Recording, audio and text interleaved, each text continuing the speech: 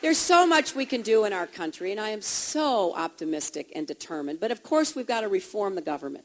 We need to end the cronyism and the corruption and the no-bid contracts. And we've got to get more accountability and transparency in the government. And I want to get back to an old-fashioned idea, which I know a lot of you either work for the federal government or your parents work for the federal government, and you work hard.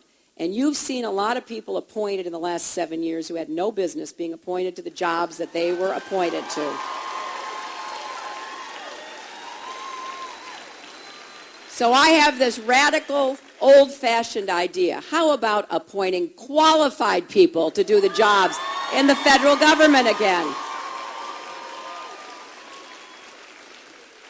And of course, we've got to restore American leadership and moral authority in the world. And that begins by ending the war in Iraq and bringing our troops home as quickly and responsibly as possible. And here's what I have said. I have said upon taking office, I would ask the Secretary of Defense, the Joint Chiefs of Staff, and my security advisors to give me a plan that would enable me to start bringing our troops home within 60 days. And the reason that I have to ask for a plan is because I don't think the administration has planned. Planning has not turned out to be their strong suit, as we have seen over the last 7 years. And in fact, I got worried about this last spring, so I wrote a letter to the Secretary of Defense, and I said, I'd like to know what you're doing in terms of planning to withdraw, because eventually we are going to come home. And they said, oh, we're not going to tell you. And eventually they gave us a hearing. I'm on the Senate Armed Services Committee, and so we got some information, but it was totally inadequate. Because, you know, when you're the president, you have to think about everything. It's such a big job. It's the hardest job in the world. So here are some of the things I'm thinking about. And a lot of smart students at this school, so, you know, if you've got other ideas, let me know. But one is, we have 100,000 civilians in Iraq, working at the embassy, working in businesses and charities. What are we going to do with them? They've got to be planned for. We have Iraqis who sided with us. What are we going to do for them? You know, in 2005, I went to Iraq with John McCain, who's a friend of mine. We went into Fallujah right after the Marines had taken Fallujah back. And we met a lot of the young Marine captains, lieutenants, and sergeants who had been responsible for taking back that city. And person after person said to me, what's going to happen to my translator? A young Marine captain said, my men and I would not have survived without our translator. He was able to keep us out of trouble. Now everybody knows he's a Marine translator. He and his family are targeted. Is America going to leave him behind? These are some of the issues that your president has to think through and reach the right conclusions. So I will approach this with great care and a great sense of responsibility. But I am committed to bringing our sons and daughters home as quickly as we possibly can. And at the same time, telling the Iraqi government they have to take responsibility for themselves. They have to begin to do what they have said they would do now for nearly 5 years. It's not easy. We know it's not easy. But the American military has done all we can do. Our men and women in uniform are the best in the world, and they have performed magnificently. But now it is up to the Iraqis to decide what kind of future they want for themselves and their children. And so,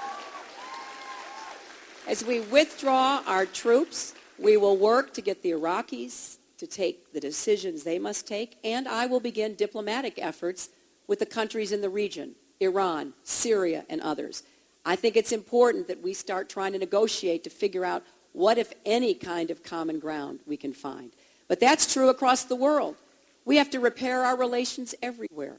And I would send out distinguished Americans of both parties. We need to have an American foreign policy, not a Republican or a Democratic foreign policy again.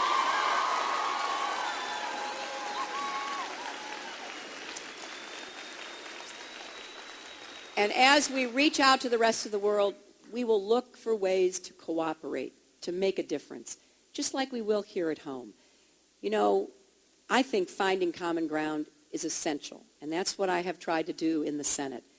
You know, I teamed up with many Republicans to solve problems. You know, we found out that the National Guard and Reserves didn't have access to military health care, so I teamed up with a Republican senator from South Carolina, and we changed the law so that now they do. And I worked with across the aisle to make sure that drug companies tested drugs on, to make sure they were safe for kids, because until we passed the law, there was no testing. We never knew whether the drugs would work or they wouldn't work.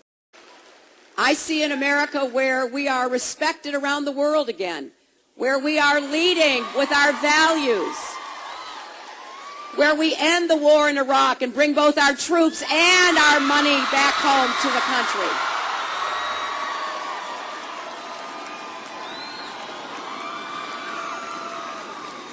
I see an America where we are working hand in hand with people across the globe to combat global terrorism and deal with global warming, and to be prepared to tackle HIV, AIDS, malaria, tuberculosis, all of the scourges that stalk our earth. Now, I don't see anything unrealistic about that. I think what I see is doable, but it depends upon what we decide.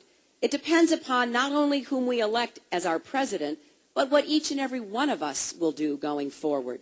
Now, it appears as though Senator McCain will be the Republican nominee, and I have the greatest respect for my friend and my colleague, Senator McCain.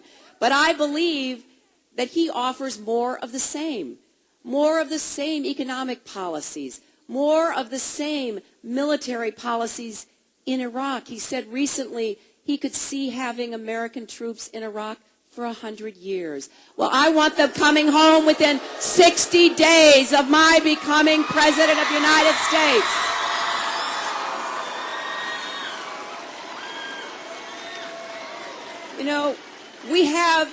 We have an economy in trouble. We're sliding into a recession. The average American family is squeezed. I don't know about your families, but families across America, they're not making more money, but the cost of everything is going up. Healthcare costs, education, energy costs. People are feeling like they're kind of falling backwards instead of moving forwards with confidence. That is not the American economy the way it should be. And Senator McCain has said, well, he doesn't know much about the economy and has the same kind of policies that haven't worked so well for the last 7 years. So I offer a very different vision about what we can be in America. I think we can be whatever we set our minds to be. And when I am president, we will have the changes that will make us stronger and safer and smarter and fairer.